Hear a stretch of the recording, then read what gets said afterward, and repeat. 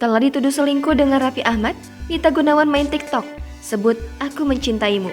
Saat ini Raffi Ahmad menjadi sorotan publik karena muncul isu kalau Raffi Ahmad melakukan perselingkuhan.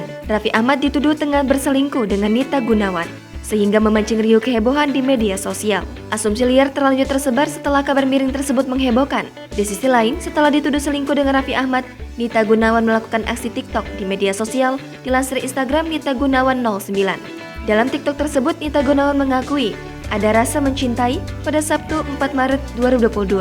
Belum diketahui maksud Nita Gunawan membuat caption tersebut.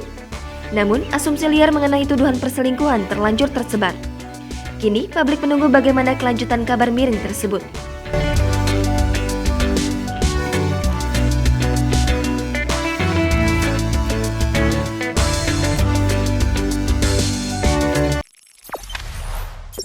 Jangan lupa subscribe, share, komen, dan like ya!